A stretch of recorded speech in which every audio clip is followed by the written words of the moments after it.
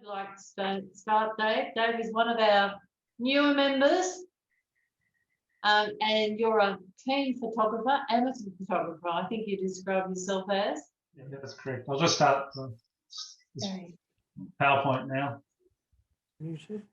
Okay, the title of my talk tonight is Taking Photos of Plants for the Brag Sheet or Plant ID.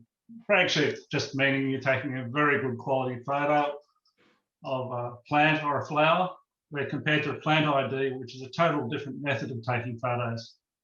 So I'm going to go through and actually explain the two different reasons why you'd want to take the two photos. First of all, I'll just explain myself. Yes, as Sue has said to me, I've currently been a member of the Native Plant Society for just over 12 months. I'm also working as a bush regenerator for 6 months. Beginning of last year, I did the CLM course, also known as bush generation course, down at Ride TAFE, which is a Certificate 3. My background is IT and electronics. I did IT computer support for 17 years, and I was a field service engineer for 15 years.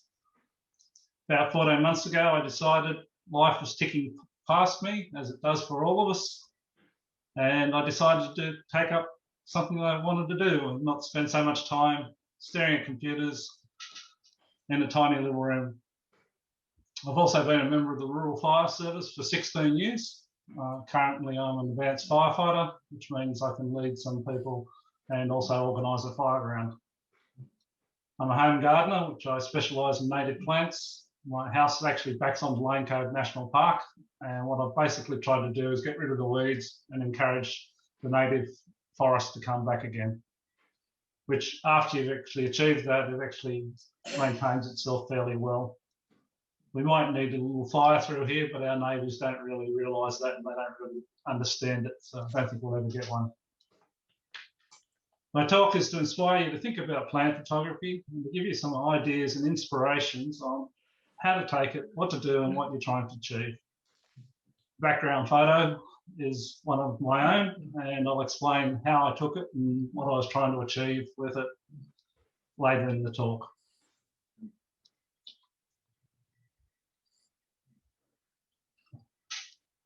Okay, the first thing when you pick up a camera, I've always thought was, before you push the button, why am I taking this photo?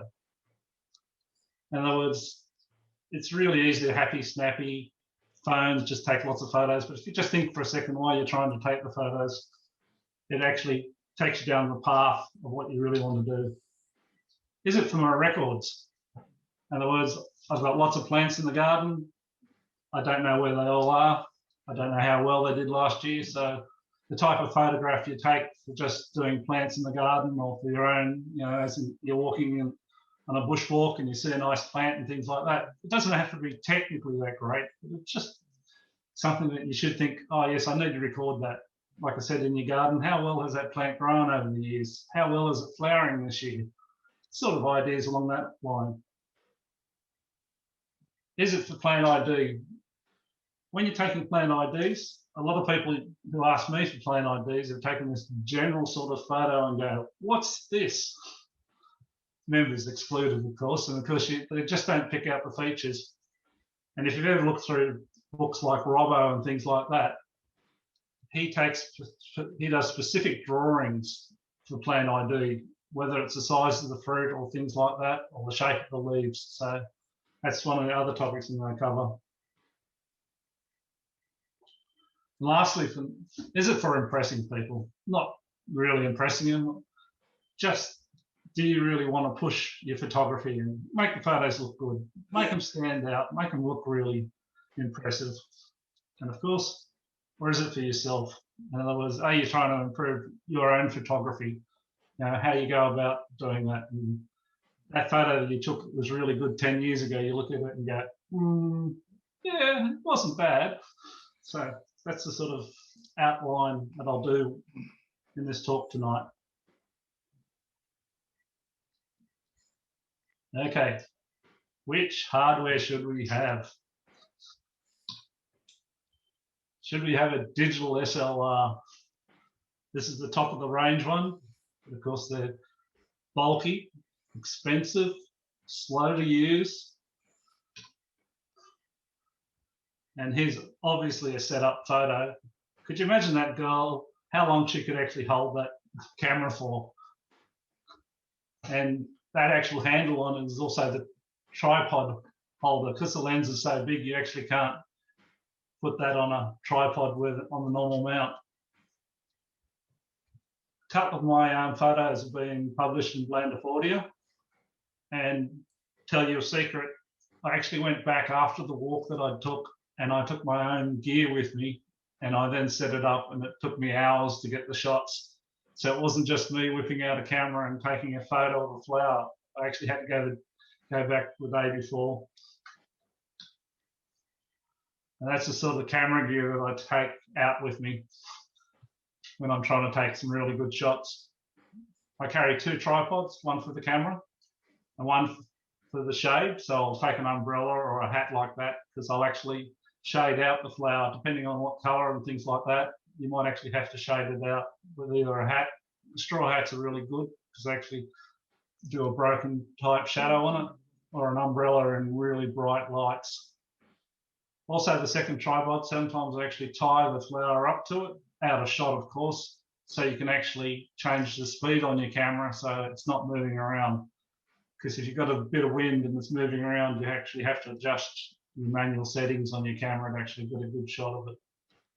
And that's the other thing about digital SLRs. If you want to get the best out of them, you actually have to shoot in manual mode. You can't put them in autofocus, the little green symbol, and just push the button, because you'll get nearly as good as photos these days out of a camera phone.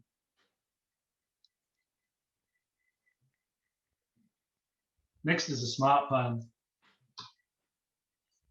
Because the advantage of a smartphone is it's portable and everybody has it. Has plenty of megapixels and really great cameras these days, and you don't have to spend much money on them at all. And everybody has them. But there are a few little tricks with using smartphones to get the best out of them, which I'll cover. And the last one is for Wendy, compact digital cameras. But I'm afraid they're becoming rarer because everybody's got their smartphones. So they're not selling many of them, they're hard to get. But one of the great things with the compact cameras, you can tilt the screens out on them. So if you're trying to get a shot at a strange angle, you don't actually have to get at it, get behind the camera, you can just tilt your screen out. You can also, with the compact ones, they've got a lot better manual system on it. You can see here the actual camera itself is actually in manual, because if you've ever tried to get your phone out and turn it, all the manual settings, it is just so fussy that very few people really use all the manual settings. And the answer is whichever you have, because all of them you can improve on with your technique and just thinking about how you're going to take that photo. This isn't a camera course, but I'm just going to go through 4 basic functions that you think when you're actually taking the shot, including lighting, framing, composition, and colors. The first and the most important one is lighting. In Australia outside, we have abundance of light, and that sometimes actually works against us.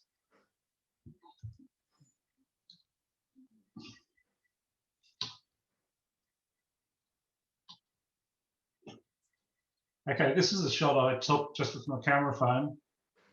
And if you look at the white flowers there, they're actually called blown out. In other words, you can't see any detail in it. So from keeping it as a very good, impressive type photo, it's not. But actually keeping it for your records, I find it a really good shot. Shows you the size of it, how well it's doing, its position in the garden. And most cameras these days actually time and date stamp it, which is really important. So, when you're thinking, when did I take that photo? Oh, that was spring or something. You can actually look at the properties of your file on your computer, and it actually can tell you what date and time it was. best time. When I'm taking photos, I really like early morning light. It's a lot softer here and we don't have as much light. This is a photo I took down on my sister's place. She has a protea garden down near Wilson's Promontory. I really like the red, but I wanted a blue background just to give a nice contrast. Down at Wilson's Promontory, it's actually near Bass Strait. And I was down there for 2 weeks. I only had one morning to get this shot. And it only lasted for a couple of hours. So the theory is that, you know, if you're going to take these real classic sort of shots, you've got to have patience. You've got to have the right time, the right light, and how to set it up. And you also have to know what colours you're taking against and the colours you're taking for.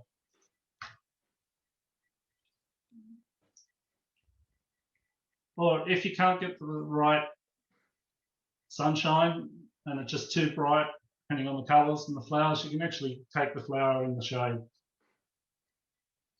So this one, the other flowers on the bush were in the sun, and when you tried to take it, you just didn't get any detail on it. So I walked around the bush until I found one in the shade, and it gives me, to me, I like it because it's got nice contrasting colours and details right into the centre of the flower. So if you have got problems with lighting, you know, try to think around the solution, use your hat, use an umbrella, walk around the plant and focus it.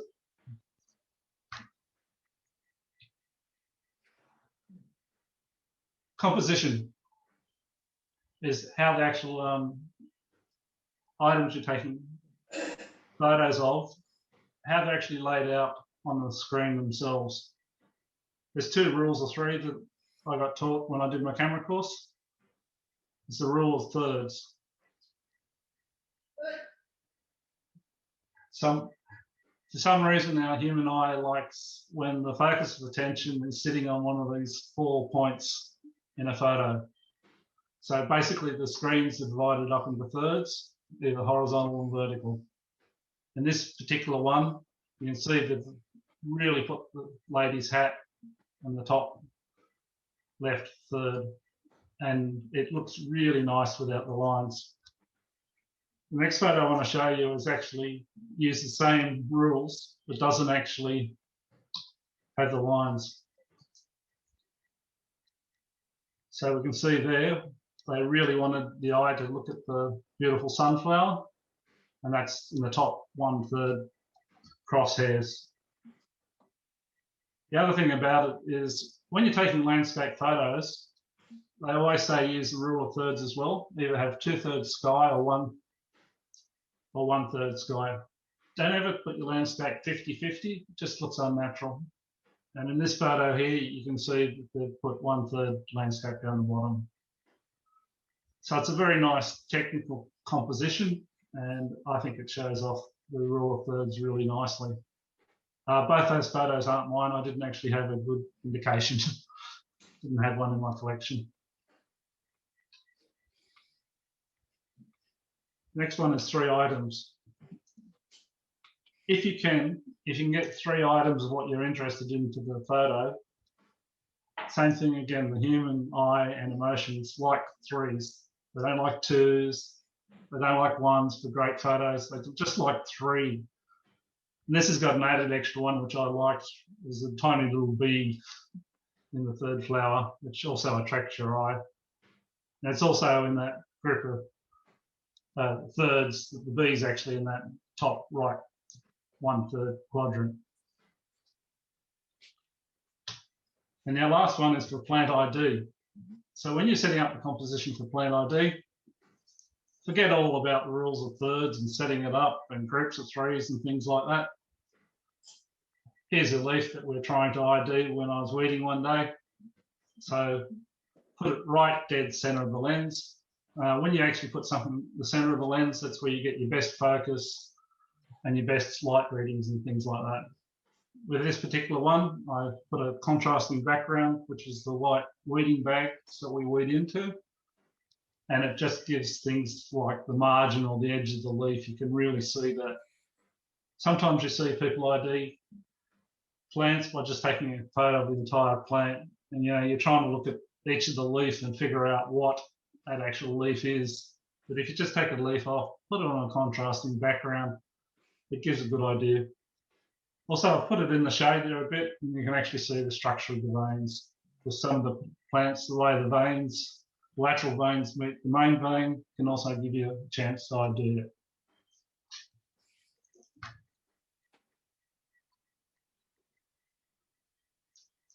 Okay, framing. This is a little one that's a little bit out there. Basically, when the human eye looks at a picture or a surroundings, it doesn't actually take a shot like a camera. It is constantly, your eyes are constantly moving around and building up the picture. So you can't actually see what the camera's going to do. So movie directors and that do that particular position with their fingers because they're actually trying to see what the shutter in their movie camera is going to see. So if you are setting up a really nice shot, one of those brag shots, you can actually do that yourself. You just hold your fingers out like that, and that will show you what the camera is going to see. So instead of looking at the back of the screen, you can actually do it quickly without holding the camera up. One thing about our eyes too, our eyes are horizontal, so it means we actually see horizontal things better than vertical things. So it's just an extra challenge when you're taking photos. But if you're trying to take something vertical, our eyes don't actually work as well in that area. So if you've got a really nice shot and you prefer to take a horizontal one, I'd suggest take a horizontal shot.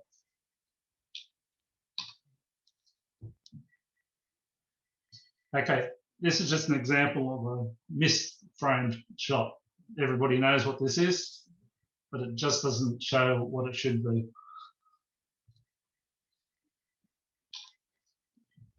And of course, there's a nicely framed shot.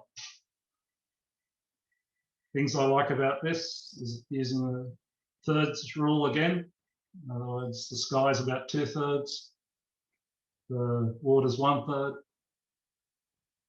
One thing I don't quite like is the horizon's not quite horizontal, but because they wanted to keep the angle of that bridge and keep the roadway horizontal, that's why they sacrificed the horizontal of the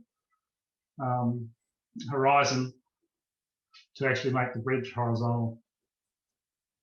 I think he took this with one shot because a lot of these shots these days, they take 3 shots and then they combine them later. So they'll take a cloud shot, a bridge shot, and a water shot. But I think this one's actually been done with a single shot, which is, I think, it's quite impressive. From a framing point of view, the 2 towers on the side of the bridges are really great for taking Sydney Harbour Bridge because it stops the eye. The human eye tends to follow horizontal lines out of the picture, and because you want to keep the human eye actually focusing on the actual item, which is the harbour bridge itself. So if you know the Sydney Harbour Bridge, it's actually got kilometres of approachways on either side, but because you've got the towers on either end, that just stops the eye from travelling around and going back again. Same with plant photos. If you've got a nice big branch leading out of the picture, people's eyes will tend to go, oh, where's that branch going? Even though they're not looking at it, but that's just a natural sort of human things to do. So that's framing. Okay, the next section is colours, and it's comparing what the camera sees to what your eyes see.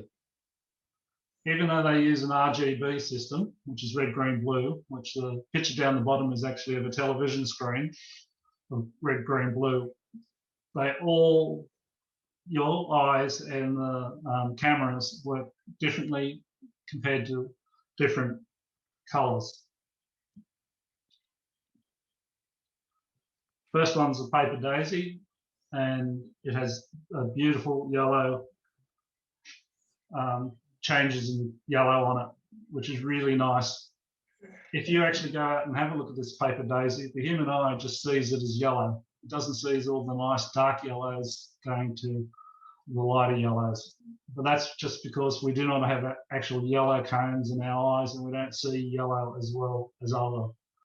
And it's why they didn't include yellow in the RGB specifications for television and things like that, because we just don't respond to yellows. So what it means is sometimes you get a nice surprise when you take a yellow flower and you come back and throw it on your computer screen and you go, oh, isn't that really nice and subtle? So the camera wins that one. Cameras are actually better at taking yellow photos.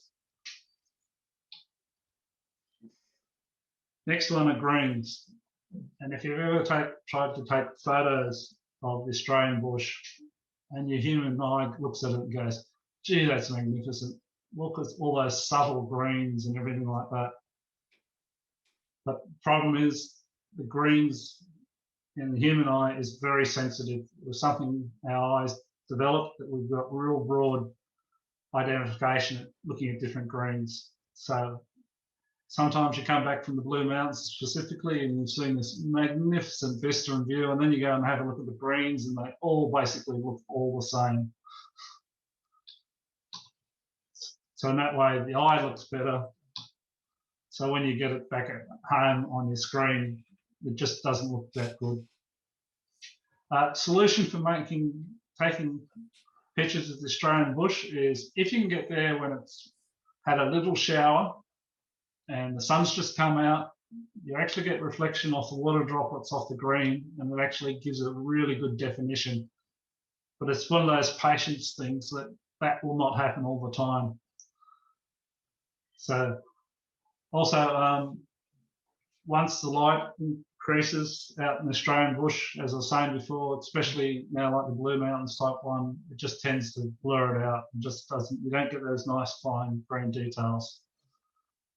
So to fix it, as I was saying, you have a bit of patience, maybe not pick on so much, because this actual scene here, which was on one of our walks, has actually got lots and lots of different coloured greys throughout it.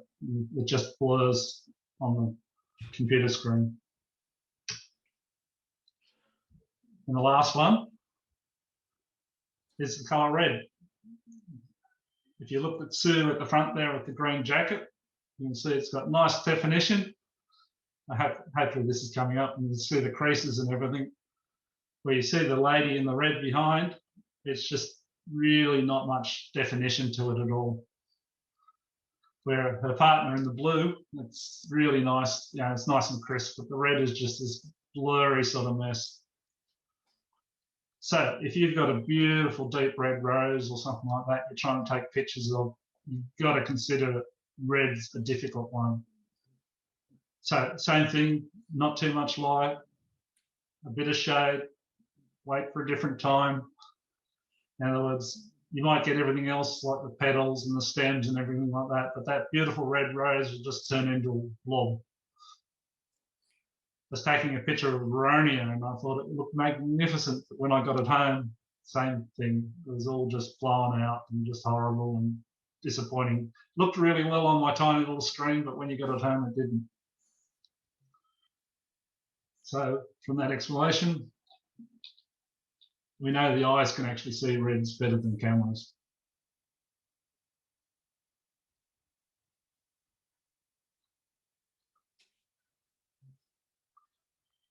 Okay, this is a nice simple one about taking plant ID photographs. We've already seen one before.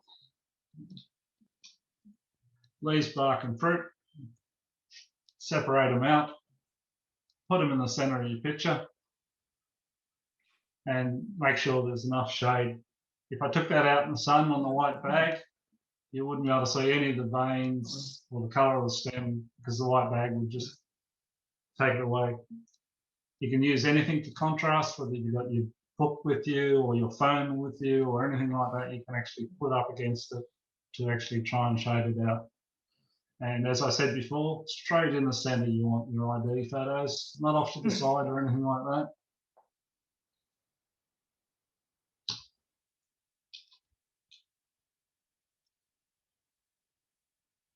Okay, this is flower. Of course, you get the complete flower in as much as possible.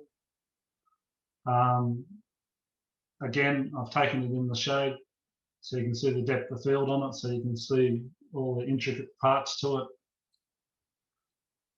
And the other thing I won't talk about is depth of field, because most cameras you don't have control of it, but just tells you how much is in focus. If you look in the background there, it's out of focus. For those Techno ones, it's called bokeh, and it just concentrates on the flower to being nice and sharp, if you can actually adjust your depth of field a little bit. And size, lots of books tell you the size of it. We don't all carry rules or anything. So I was working one day up at Fagan's Park, and I saw this nice toadstool / mushroom, whipped out my phone, and then I suddenly realised I needed to know the size of it. So I used my foot. I carry that everywhere with me, and that then gives you a good idea. In other words, you can actually come home and measure it and figure out the size of it.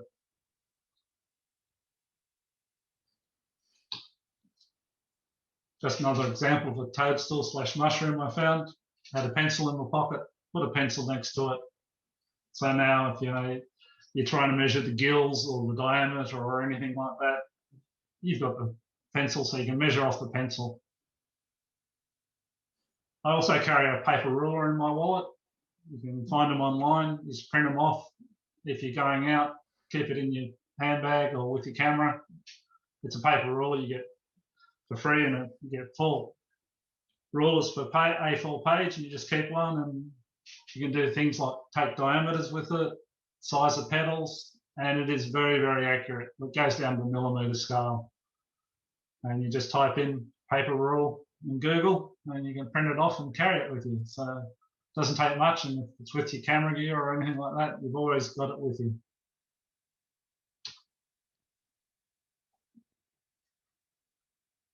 Next is macro photography. Hardware. If you need an SLR macro lens, then you're starting about the $600 range, going up and up and up and up. They're very nice, but mobile phones these days are coming along so well. The OnePlus Nord N10 phone now, which is high spec, but only about $500 actually, has a dedicated macro lens on it. So it doesn't actually, you don't actually need to buy an adapter to clip on the outside of your lens or anything like that. And that's one of the higher range ones. As you can see, it's a 5G with 128 gig. You can get cheaper ones for about $350, but it's got a built-in macro. Then you can go the other way, like Pixel 4a, which actually took this photo. It doesn't have a dedicated macro lens, but actually does trickery afterwards to actually get the macro to work. As you can see there, it's nice and in focus and foreground, and the background's nice and blurry.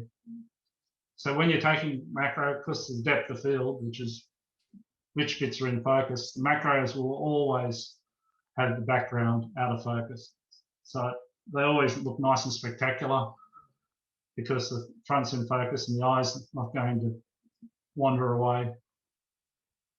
So this is where camera phones are coming along leaps and bounds. I mean, the OnePlus Nord N10 was only released late last year, and it's selling really like hotcakes.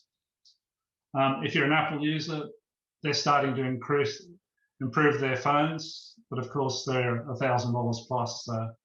But the latest iPhone 12, it's got a very good camera in it now, because Apple knew they had to improve it.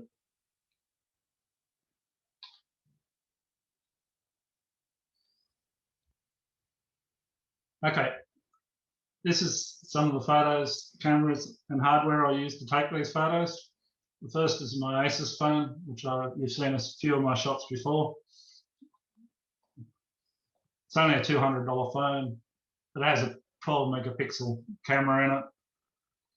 And there's another ID photo, same thing again. I needed the size of this mushroom, so I just ripped off my glove and threw it next to it, so nice size of it. You can see at the top left and the left side of this, the actual white of the mushroom's being blown out a bit because of the sunlight.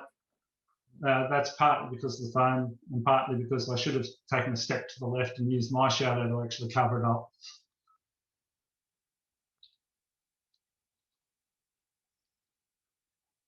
Next, I've had a compact G10 Canon, which is a compact little camera. Used it for a lot, for about $700. They had the folding screen on it. They got the nice manual setting, so if you really want to start pushing your photos and getting really good shots, and that has about a 15 megapixel sensor on it. And the last one I'm using at the moment is my Canon D80. Altogether, it was about a $1,500 camera with an 18 to 135mm lens. That lens itself, if you're ever going to buy an SLR, the latest thing is you spend the same amount of money on the lens as you do on the body. So if you're buying a $700 camera body, you buy a $700 lens, and then continue spending money on the lenses. And this is another one of the shots from my sister's garden. To get this particular shot, I think I took about 20 photos just to get everything right. As I said, to get the most out of the digital SLRs, you've got to play around with all the manual settings to actually get it to look really good. That phone that I was telling you about, the OnePlus Nord N10, actually has a 64 megapixel camera in it now. So it's incredible. Once you get that many megapixels, you can then start cropping your photos and everything like that to make it look really good.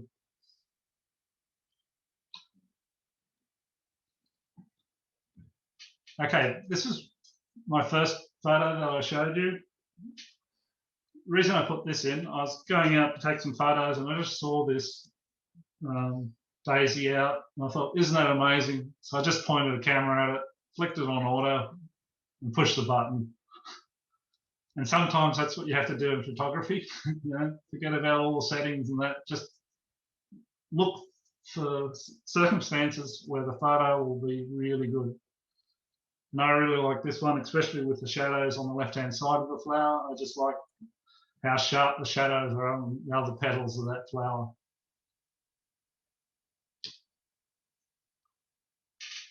So in summary, consider why you're taking the photo.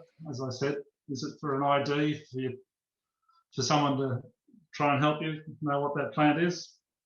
Is it for your own records? Is it for something that you're really trying to impress yourself with your photography skills or improving? Remember, lighting. Australia's got a lot of light. Framing. What will it actually look like in the camera? Composition, where things are, and also the colours. As I've said, you know, the big colours, reds really don't show up really well. And for plant ID photography, think of the lighting, composition, and size. Then you get a lot better presentation to the person who's trying to ID it, or for you to ID it when you're home.